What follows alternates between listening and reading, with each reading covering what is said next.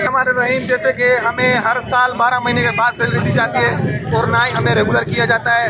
Covid के दौरान कोई भी नहीं था आगे आने के लिए। हम यही स्टाफ है जो हम आगे आए थे और आज भी हम खड़े हुए हैं। हमें कोई पूछने वाला नहीं है। 12 महीने गुजर जाते हैं सैलरी के लिए और डॉक्टर को स्टाफ ने उसको पका दिया गया। बाकी हमें अभी तक रेगुलर नहीं किया गया है। कितने मुलाजमीन है? जिले सांगड़ में 122 मुलाजिम है टोटल। सबकी तनख्वाहें बंद है। हमें 12 मंथ हो गए तनख्वाहें बंद है। हमें हर साल इंतजार करना पड़ता है, उसके बाद हमें तनख्वाह दी जाती है।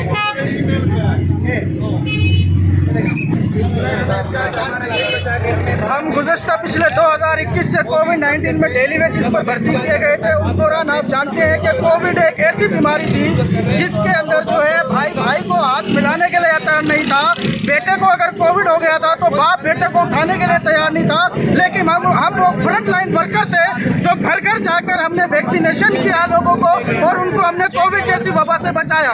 अब अलमिया ये है कि पिछली बार भी ईद उल फितर जो गुजरी है उसमें भी हमें एक लॉलीपॉप दी गई थी कि आपकी सैलरी 1 साल की बहाल की जाएगी और उसके बाद आपको रेगुलर किया जाएगा। लेकिन हमें हर तरह की तरह इस बार भी मजबूरन रोडों पे आना पड़ा, जबकि हम फ्रंट लाइन वर्कर हैं। आप खुद पता है कि कोविड एक कैसी बीमारी थी, लेकिन इस बार भी हमें मजबूरन रोड पे आना पड़ा सिर्फ इस वजह से कि हमारी पिछले मई 2024 में सैलरी हुई थी और इस बार 2025 मई चल रहा है, लेकिन हमारी सैलरी हमें अब तक नहीं दी गई। हम गवर्नमेंट ऑफ सिंध और आला हुक्मरान से ये अपील करते हैं, पुरजोर अपील करते हैं कि जल्द से जल्द हमारी सैलरी हमें दी जाए और हमारा जो रेगुलर का प्रोसीजर है जो कि कंप्लीट हो चुका है। डिस्ट्रिक्ट हेल्थ ऑफिसर सांगड़ की तरफ से भी अल्हम्दुलिल्लाह फुल कोऑपरेट है। उन्होंने हमारी एक रिक्वायरमेंट जो है सिंध सेक्रेटरी को पहुंचाई है, लेकिन उसके बाद भी हमें मुसलसल जो है लॉलीपॉप दिया। सिंध और अजरा पेचों से रिक्वेस्ट करते हैं कि बराए मेहरबानी हमारी सैलरी हमें इस ईद पर दी जाए और हमें रेगुलर किया जाए।